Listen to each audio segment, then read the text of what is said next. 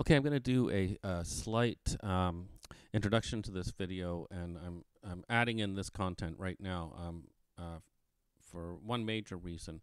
The point is, when I make videos and I put them on YouTube, I put them in private and then I watch them. And for example, I try to make sure I'm not libeling anyone, and I try to make sure that what I'm saying is true. Like, for example, there's a part about Michael Jackson and Paul McCartney in here, and I wanted to do some research on that, and that's fine. But what actually happened was, after my video played, and I was just sitting there, having a beer and thinking it was okay, another video came on by Rick Beato that really plays into a lot of this, because there's going to be a lot in this video about how the bands are not making money. Record contracts are made so that you get money often in advance, and you only get enough money so that it's actually going to run out by the time you're done your record contract, and you're going to be poor and you're going to be broke unless you really know what you're doing. And that's what happened to the Bay City Rollers. But there seems to be a lot of stuff flying around in the groups that gets shared into, like, the Bay City Rollers Army, about Breakout 85. There's no money in that, I can almost guarantee. About a single that Alan released in the 70s, I can guarantee there's next to no money in that. And then, there was a bunch of crap, and then Pat McGlynn came on my channel and called me an arse and a prick, and told me I should talk to him to his face instead of sending emails about him, which I haven't done. And I called him a prick and a dipshit. So I guess there's no, there'll be no peace there. I'm done with it. I'm telling these people to get off my channel. I talk about the good things about the Rollers, and I don't have anything to say about these people, but they keep coming back. And I'm sick of it. And anyway, that's in the video. But I'm going to put a link to the Rick Beato video on this, because it will explain so much about how the money for the band that they think they have is just drained and drained and drained and drained away. But even more importantly, with the Rick Beato, if you ever wondered what the heck happened to rock and roll and rock, and why suddenly regional hits were not becoming major hits anymore, he explains why it happened, starting with Bill Clinton, but going all the way down to the way that they were producing albums and how Clear Channel was running their radio stations. And it's fascinating.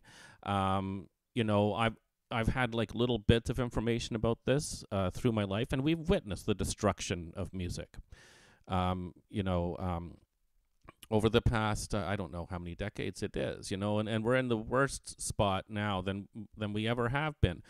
My son listens only to older music. He doesn't listen to hardly anything that's new, When was the last time that happened for a generation?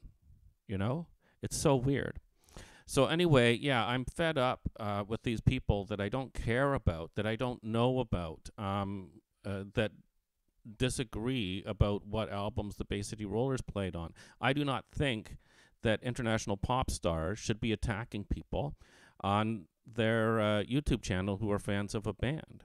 Okay? Like, it's weird. But anyway, there's lots of stuff that's all covered in the video. So I hope you enjoy the video. And it's too bad I have to do a video like this, but it just seems to never, ever stop. And for some reason, someone has to contact me and piss me off, and then I will say something. But truly, I don't care. Anyway, enjoy the video. News. I want some happy news. If you look over my shoulder, you can see some albums, and I'm glad to say that I finally put together with some other people a little bit about those records, and I will have more information in the future, and I will share it in Bay City Rollers Army about that. So if you are a fan of Ian Mitchell like me, keep your ear to the ground, or you can reach out to me. But I don't know when it'll be available, because I don't pay attention when I'm having conversations. So that's good, and I highly recommend those records, actually. I hope you can actually see them. But anyway, there will be more information about that. Usually I don't talk about this stuff. I hate it. I don't like the childishness. I don't like attacks and all this other stuff. I don't really comment on it usually, like on Facebook and all that stuff. But there was a bunch of stuff that's been going on. So my timeline on this was I was about to read Nobby's book, which had been recommended, and everyone was saying how great it was, and there was a lot of positivity, I guess you would say, and I was feeling really great. And looking forward to reading the book. And then somehow everything melted down, and there were accusations, and not related to me. I don't care. I don't matter. That's the thing that's funny about some of the stuff that I'm going to be talking about. But with accusations against the Rollers and Saturday Night, and I'm going to get into that later because it's worth discussing, because it's the kind of topic that I do discuss, and I had my suspicions about this. And I'm very happy that it's been brought out. And I'm going to talk about that. But there were accusations against the band, and there were these meltdowns going on. And then there was an accusations against other people about Breakout 85, or Breakout, or whatever the hell it's called. And where the money went from that. Like, what money could there possibly be? We know that Les deleted the tapes, and they had to re-record everything. So if there's a recording contract that gives studio time, well, you just doubled your studio time there. So you're not going to...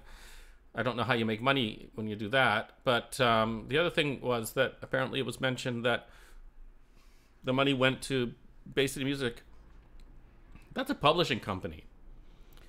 Like, you don't... They don't collect off of a record contract. That receives money based on royalties for songs that have been written, right? By whoever, you know. There's a big difference between the two. So that was a big fiasco. There was claims against Eileen for collecting money on a song that Nobby apparently had written for Alan. And, you know... I think in the grand scheme of things, the total amount of money on that would pay someone's rent for about 1 month. But all this stuff is being dragged out. But you know what? I stay out of it because I think it's embarrassing when band members are attacking each other, you know? Why bring it to the fore? Like, let it, you know, figure it out for yourselves, you know? Because there was talk about lawsuits. And... you know, I'm going to get into that and how there's not going to be any lawsuits, and I'll explain why. Like, there may be some lawsuits, but there's not going to be lawsuits against the band members. I can guarantee it, and I'm going to explain why. Now, why am I talking about this when, as I said, usually I wouldn't talk about this? Well,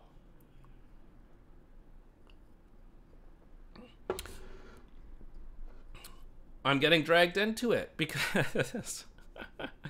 I was listening to Dedication, Fans Remember the Bay City Rollers, the other night on TD1 Radio, which I'm a big fan, you know, because fans get to choose the songs, and then they have guest DJs. I've been on there. And I like to hear the stories of the people, you know, when they became fans and all this stuff. But anyway, I was enjoying that. And a long time ago, I wouldn't even have known this. None of this would have even happened. But... a long time ago, Derek Moody, when claiming that the Bay City Rollers did not play on any of their albums until It's a Game, made a post on my YouTube channel saying I was deleting his content. And I said, I don't know what you're talking about. Like, I haven't deleted anything. Like, I think I was just, like, waking up in the morning or something. And I'm like, I have no idea what the hell you're talking about. But it did make me think, well... I'm sure he's not just lying. Like, that'd be a weird lie to tell. And I did do some research later about YouTube, and does it automatically put vulgar comments off to the side? And sure enough, it does. So every once in a while, you have to have YouTube Studio, I think. Like, YouTube is a mess. Can't believe this. But every once in a while, I check the vulgar comments to see if there's anything there, because if people are insulting me or whatever, I like to know about it, right? So I was on this computer. I wasn't doing guitar. I'm listening to the show and commenting with people. And I thought, oh yeah, I should check YouTube Studio to see if there's anything in there. And lo and behold, there was. There were comments from Pat McGlynn. Now, the whole history of this is that, like, Junie, who claimed to me that she was somehow associated with Pat McGlynn, has come after me twice to claim that, that Pat said I was full of shit and all this other stuff, but also to say that the Bay City Rollers didn't play on anything until It's a Game. And I got frustrated with it because what it really came down to was I gave her evidence from Les's book that he was saying, no, on the second album in particular, they got rid of session musicians and there was rationale and all that. And I sent a photo even of it. And then the response I got back is he's talking about It's a Game. Well, the problem with that is I actually have the book and I'm actually reading it and I look at the 2 pages and he is certainly not talking about that. He's talking about the second album. I also have Alan's book and he talks about that with the second album. And we have Eric's comments that talk about that. So there's just so... And then I have I've already been through this crap, right? So that's part of the history, is that twice I've had to deal with this person and then I just blocked her. I don't mind people saying I'm wrong and then you provide the evidence, right? But there was no evidence to be had and there never will be any evidence because there's enough evidence to say that they did play, right? So I'm done with that conversation. But I did say, she claims that Pat says this, and I am always very careful because I understand libel law. I'm not going to say that Pat said that, right? And even this account that came and commented, who knows if it is Pat, but it sounds like it's Pat. But anyway, Pat came along and commented, and he generally called me an arse. And he said everyone that I was citing was an arse. And then he made comments about Derek. And then, I wonder if I have this one here. I should keep these things open. But generally, he called me a prick and told me that if I wanted to say anything about him, I should say it to his face instead of sending it in emails to other people. Now, the thing about that is, I don't know if this is a phishing attempt to see if I'm sending emails. No, I'm not sending any emails. That's number one. Number two, if anyone sees something where it says Blaine says this about Pat McGlynn, I know nothing about Pat McGlynn, right? So I've got nothing to say. The only thing I can say is that Junie came at me. She's wrong. And Pat McGlynn came at me. And his comments were bad enough that they were put off to the side. Now, I don't care if someone thinks I'm an arse, I mean, I've had children. You should hear the things children say, right? At some point in time. What I don't like is libel. When someone claims that I'm sending emails about something, and I haven't, that is libel. And I want to mention to people, I've worked in email systems for 30 years. 20 years in email archiving. And I'm going to tell you right now, having an archive of every email that you get and every email that you send is incredibly important. We use this for major lawsuits, okay? Which I cannot divulge information on, but I'm just saying you can imagine if there's a huge lawsuit, emails are pulled out of an archive and that archive has to be accurate, right? And it's expensive, but the nice thing about it is that when someone makes a claim like this, or if someone tries to provide evidence of something, you have an archive that can prove them wrong, and then you can sue them and you win. Like, you always win, right? That's my experience when this happens. Or if you have done something awful in your email and you have the archive and someone sues you, you lose because the archive has all the truth. So I don't buy into all this. I don't like libel. But what I want to say about libel is that this is fascinating to me. In the Bay City Rollers community, I see libelous comments everywhere. It is shocking to me that people aren't getting sued. But you start to realize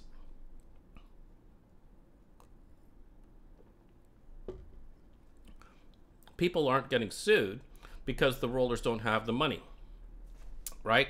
But I think some of these people might step on the wrong foot where someone does have money and they actually understand the law and they understand libel and they are technically proficient, and they will sue them and they will win, and it's gonna cost them a lot of money at some point in time. And the reason I say this is all of the crap that has been said and accusations and things that have been alleged. Well, you better have very strong evidence on that, right? I guess people are fortunate that the Rollers don't have a lot of money, or they don't care. For fans of the band, this is all of this is the stuff that is making it so that you will never have a conversation with some of the band members that you would like to, because they face constant attacks. I'm not even a band member. I did nothing to anyone, right? I'm not involved in this. I was, I think, 8 years old when all this crap went down. And I've already had 3 attacks. Now I've had some libel, right? Imagine what they go through all the time. Is it worth it? No. So you're not going to see them. And we are going to be cheated of having a lot of the information that we would love to have, right? Because as time goes on, we start to realize just how fantastic this band was and how little true information there is about the band, right? Thank goodness. Thank you, Alan, for writing your book. Thank you, Lads, for writing your book, you know? Very important. And you know what? Also, thank you to Nobby. Now, I was very positive. I have not read the book because when all this stuff, when the crap hit the fan, I was really put off. But I think and hope that this is a temporary thing, because generally what was being said was that the band was ripping off Nobby, and potentially there should be lawsuits against them, and he had been called names and stuff. Now, calling someone names isn't an offense. Like I said, like Pat came in and was calling me names, and that may hurt my feelings that an international pop star is calling me names and embarrassing me on my YouTube. There's nothing wrong with that unless it becomes harassment. So harassment is continuing to do that over and over, right? But libel is when you say something about someone that is can be proven to be untrue, and you're saying it in order to defame them. An example would be saying that the band did not play when they did, right? If considering that there is evidence of that, that is libelous, and that can be actioned upon, right? But this is exactly the thing. It's like when you start saying the band ripped me off, or the band didn't play, or this person did that, or this person did that, this is all potentially libel. And I'm just amazed with how much of it there is in the community. And I play by a different set of rules. Like if there was anyone that in the Bay City Rollers that should be mad at me, for example, I would say it would be Woody. Because I did take it to task about the fact that how the trademark changed hands. But at the same time, I'm not the kind of person that just libels someone, right? The information I used is freely available from the government, and one was publicly released from a lawyer, right? So that's how I work. So I think everyone can see how I conduct myself. And you can tell it's obvious because I understand parts of the law, and also that I've worked in email security, for so long. It's like, why would I send what could potentially be libelous comments in an email, right? I could say I don't like someone, but I don't know these people. Like I don't know Eric. I don't know Woody. Whatever. So that's really the long and short of it. But the fan base is suffering because of all of these attacks. And it is a concerted effort now, because I'm, peacefully going on listening to things and planning, videos that I want to do, and then something shows up in Bay City Rollers Army about this, and I'm going to sue them, and then about this, and then about this, because people copy the stuff in and all that. But what's happening is people are trying to get the fan base to hate other members of the band, right? And you do see this. Ace Frehley was just released a new album, and he was just taking shots at Kiss, right? I watched a video with Gene Simmons where Eddie Van Halen had gone up to him and said, I'm really having trouble. I think he said with David Lee Roth, like, I don't know what to do. And Gene said, listen, we all hate each other. Like, being in a band is the worst thing. It's worse than a marriage. We're in the studio together. You know, we're together for 14 hours a day. And we all hate each other, from the Beatles to the Rolling Stones to Kiss to Van Halen. And you just have to stick it out, right? And it's very true. And all of these bands have fights. And most of them go broke. You know, Kiss certainly didn't go broke. They had control of their merchandise. But, you know, dragging the fans into it is pathetic. I'm sure, well, perhaps other bands do it. I don't know. It's pathetic. The fans can be the fans of whoever they want. It's not up to anyone in the Bay City Rollers to say who they're fans of. I do not believe fans should attack other members of the band that they're not happy with, you know, especially if it gets to the point of harassment. I don't think they should do that. And then maybe the band can get involved. But the fact is this: I've said nothing about this person that wrote on my channel. I don't know this person. I know nothing about them. I wouldn't share information. But I will share the fact that, you know, Junie came after me claiming to be sent from this person, and then this person came.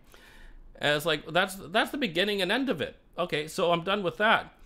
But okay, so it does drag me into all the other crap that was going on. So there, like I say, it's a concerted effort to attack every single member of the Bay City Rollers except a few. But there is something very important that was posted, and it was something that I part of it I had my suspicions about in the first place. And I'm going to call it the Saturday Night Fiasco, because it really is a fiasco. So let's go through what happened, and I'm also going to explain why there's not going to be a lawsuit. I think this whole thing is someone getting bad legal advice, and it could potentially damage that person's reputation, right?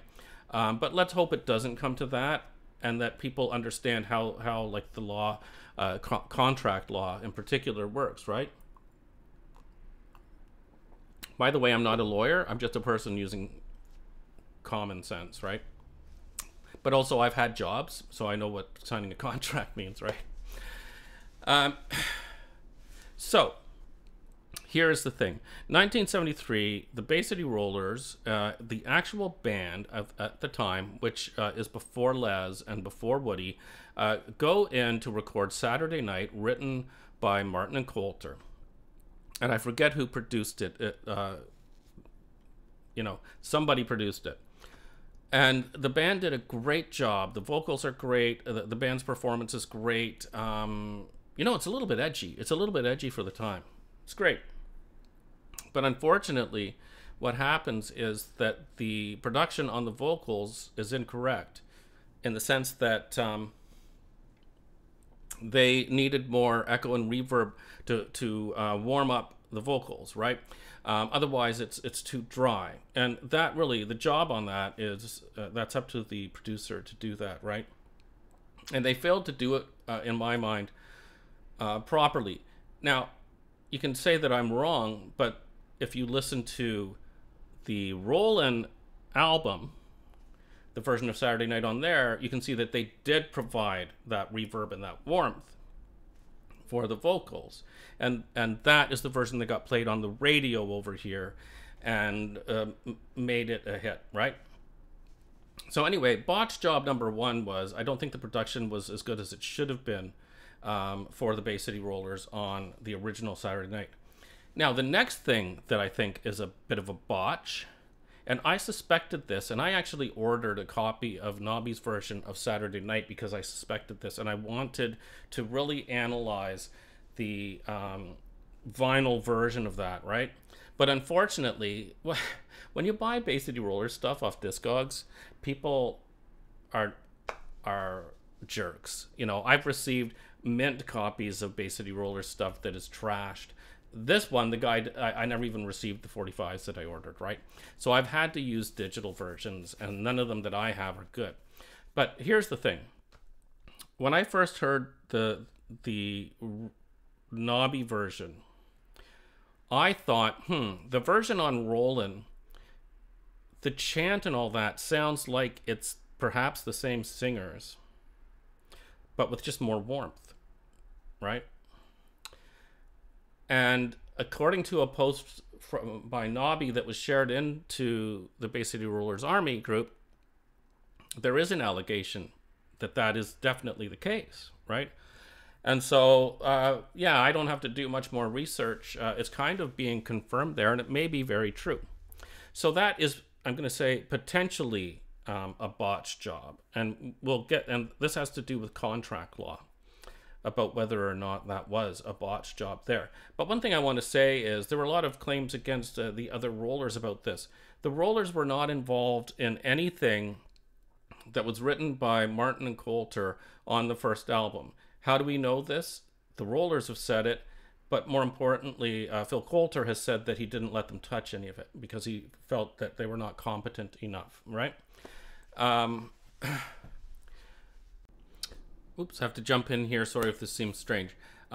With the exception of Les, right? So the band was not involved, but the singer was involved in the Martin/Coulter songs on the album Rollin'. So let's make sure that we have that straight. Moving on. And, you know, you have to ask yourself, well, why would Martin and Coulter want to have session musicians just for their songs? Right? And the answer to that is that they want their songs to be the hits. So they want to control all of this. Why do they want their songs to be the hits? Because they get publishing royalties. So if you get a hit through the Bay City Rollers, but you wrote it, you're going to get a lot of money through publishing royalties. That's where the money is, right? We know it's not through the record contracts. The publishing royalties, that's the place to be, right? And so that's why they were doing that. But the fact is this. If they reused old tapes on that, that's 100% on them. It has nothing to do with the rest of the band at all. And that could be a botched job. But like I say, we'll talk about contracts in a bit, right? To determine, we won't know if that's a case. But we'll get into that. But then the next botched job, and I've been saying for a while that the more I learn about Arista and how they dealt with the Bay City Rollers, I'm shocked with how inept they are. Their ineptitude here goes off the charts. Apparently, now I don't know what percentage, maybe it was all of them, but apparently the Bay City Rollers 45s that were released for Saturday Night in the United States, apparently, were pressed from the Nobby version of Saturday Night, not the one that was playing on the radio, and not the one that people heard on the Quasell special thing, right? Now that, I don't care how you look at it with contract law or whatever, is definitely a botched job because people were picking up 45s that sounded different from what they were hearing on the radio. And you have to think a lot more could have been sold if people were getting, well, who knows? Maybe a lot less, maybe a lot more. We'll never know.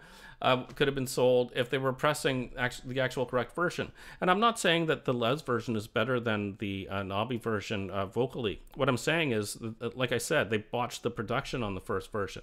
It could have been a hit easily, but they didn't produce it correctly. Like people say, why was Saturday Night not a hit and then suddenly it was a hit? Well, it's a different production.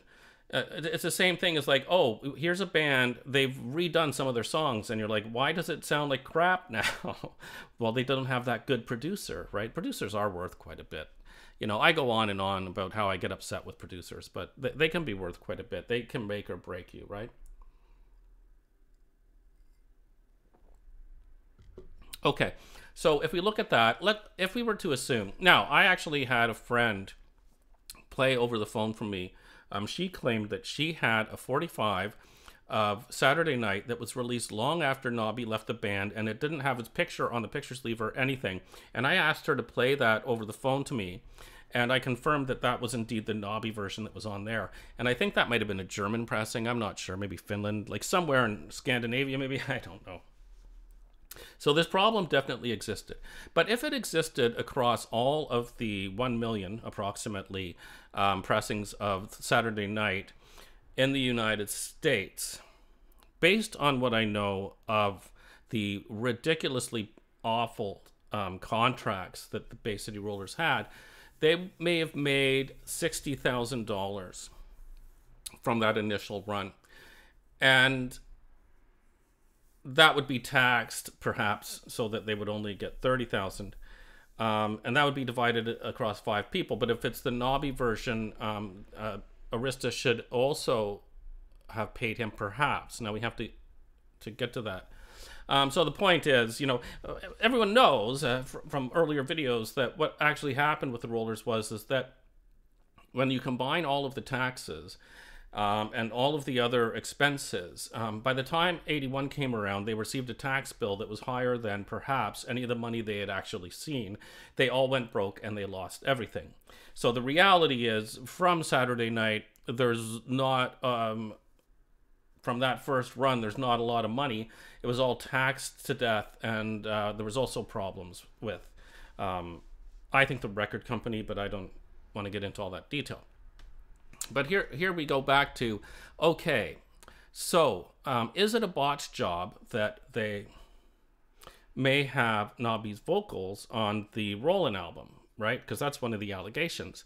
It's a botched job if, well, it depends. So this is the thing. Nobby, I believe, with the Bay City Rollers, had a contract with Bell. If he didn't have a contract, then none of this matters, but I assume he had a contract with Bell. And then he left the band mid-contract. So what happens then is something that we don't know, because typically to get out of a contract, there's a lot of legal work that has to be done, especially if the entire band leaves. But if one person leaves, there's a bunch of legal stuff. And a lot of things can happen. Like, for example, if you have a really bad contract, you may just get nothing. You've lost everything. Other contracts, they may offer a lump sum for the intellectual property as you leave, but not provide any future royalties. Publishing, you would hope you would separate from that, right? But even Paul McCartney will tell you, well, he learned from Michael Jackson. Michael Jackson learned from Paul McCartney and bought the Beatles catalog because Paul McCartney told him that publishing was where the money was, right? And then I think it took Paul McCartney a long time to get it back. And you know what? For that reason, the Beatles catalog is very, very strict, right? Like, I can't do Beatles covers on YouTube. But anyway, I have to pause for a second to get my train of thought back. I'll just be right back. Now, yeah, it's definitely a botched job, though, with the pressing the wrong version. But who expected any better from Arista? I mean, they were a mess from beginning to end, in my opinion. They had one of the best Britpop bands of all time, and they squandered so many opportunities. But, the Rollers did go on to become an international success for a few years. And then, like everyone else, when punk rock came around, it kind of destroyed their careers, let's face it, and New Wave. Because that crowd did not accept anything that happened before them, with the exception, I was just saying, and on a recording that hopefully you'll hear it at some point in time, unless you were David Bowie or Roxy Music, right, or a few others, maybe T-Rex, Yeah, so here's my point, though. So I think that really all this comes down to is some pretty bad legal advice, in that attacking other members of the band and talking about lawsuits around them for this stuff, none of that, in my mind, is going to happen, because the responsibility lies at the hand of the producers and the record label, and then the legal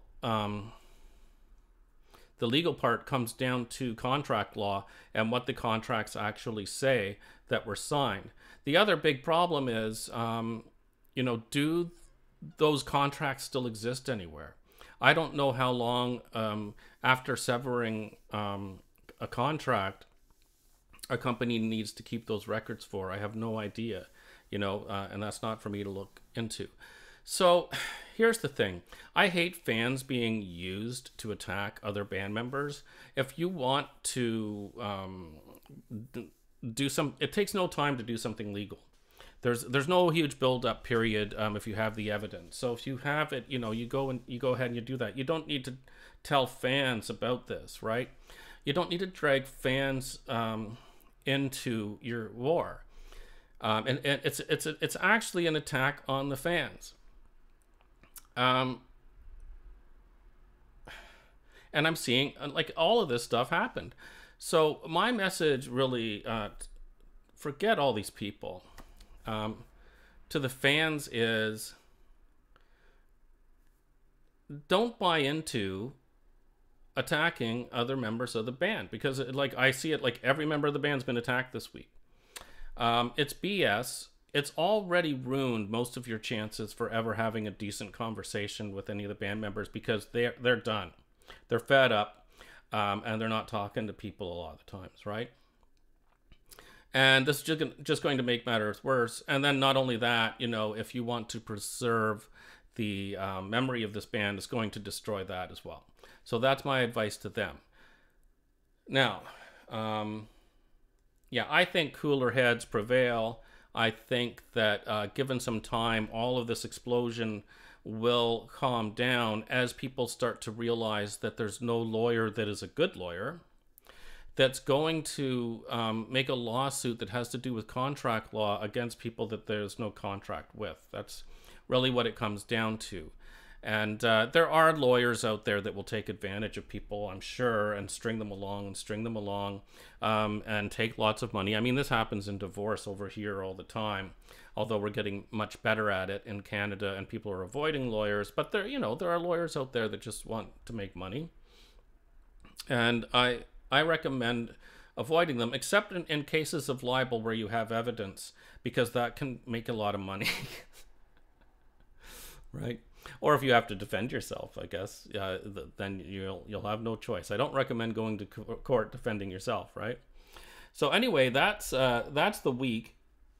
I'm done with some of this stuff, and if another person comes after me on this same hell-bent thing about whether or not the Rollers played, or comes at me trying to attack members of the band, here's what's going to happen. I will make one video explaining why comments have been disabled. And in that video, I will do a rundown against all of the stuff that has been said and the fact that it is getting to the point of harassment. So I'm sick of it. Yeah, I don't talk about, I do talk about these people because they come after me, and then I talk, here I am. This is the information. There's not a lot else to say other than, you know, my disappointment, and I may swear in private. You know, I said to my son, he was walking by, and I was like, oh, Pat McGlynn just said that I'm an arse, and all these other people are arses, and that I'm a plonker, and that I've been sending emails about him. And my son said, who the fuck is Pat McGlynn? Now, he is a very big Bay City Rollers fan, my son. I'm so happy that future generations, when they hear the good stuff, love the band. My son's friends also, and these guys listen to all kinds of diverse types of music, you know? It's not like they only listen to 70s pop. They listen to all kinds of stuff, you know? Yeah, I think it's testament to the fact that they were a great band, great songwriters. That's what it's all about for me. Stop using the fans for your wars. Stop attacking the fans, even if you disagree with them. It's pathetic. We're talking about geriatric people here at this point in time. It is ridiculous. We're not children. And also fans, hopefully you can stop fighting, but, you know, there's thousands of fans out there, so, you know, what's the point in even saying that? Anyway, that's it for me for now. I don't know what videos I may do in the future, because right now I'm not reading that book and I wanted to. But hopefully, yeah, things cool down and people's reputations aren't in tatters, because I think it's just an explosion that's going to die out once people calm down and look at what the law actually is. Thanks for watching. Have a good night.